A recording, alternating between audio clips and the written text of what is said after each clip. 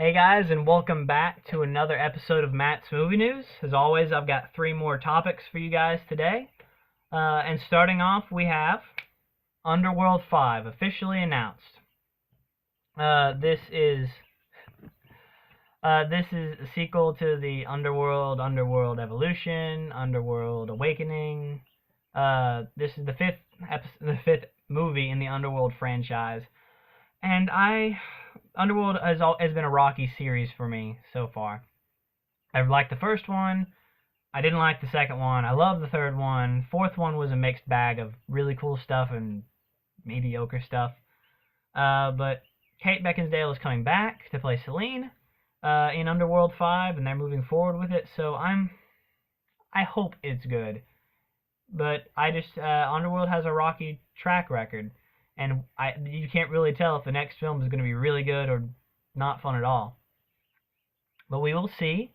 I still like vampires and werewolves and hybrids and whatever else they decide to throw at us this time around. Maybe we'll get aliens or whatever. I hope not. But they're moving forward with it, and I will remain cautiously open about it until I hear some more. Because right now they have not released any plot details or anything like that. We just have another Underworld movie coming. My next piece of news.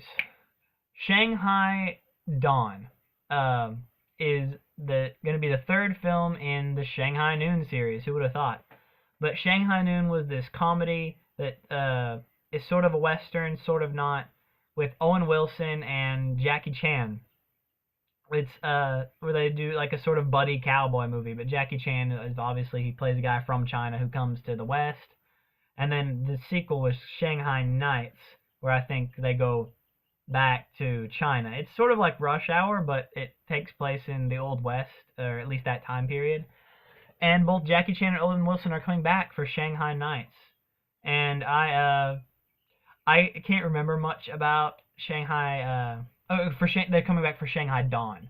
I can't remember much about either Shanghai Noon or Shanghai Nights, but I really like Owen Wilson. I really, really like Jackie Chan. So this makes me excited. And if you like the first two films, then you're probably going to be looking forward to the third. Final piece of news I have.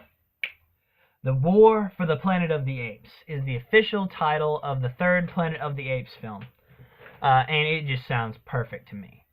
We've had Dawn of the Planet of the Apes, Rise of the Planet of the Apes, now War for the Planet of the Apes, or War of the Planet of the Apes, one of those two. The war is the big deal. Obviously, it picks up right where Dawn of the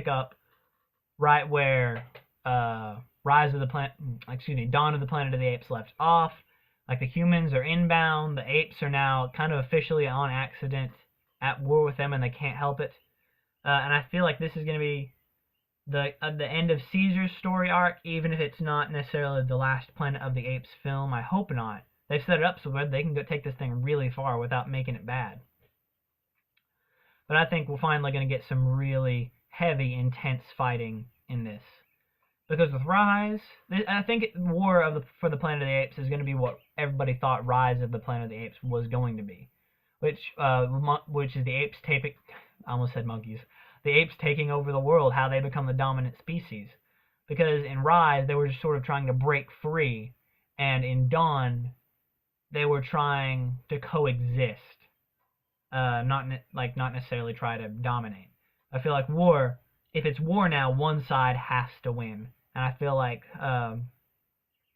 this is going to be just like full of action, full of intensity, and I don't have any idea where it's gonna go, but I feel like that we're just in for an epic time. Alright guys, well that's all I have for you today. Thank you so much for joining me, and I will see you next time. Bye.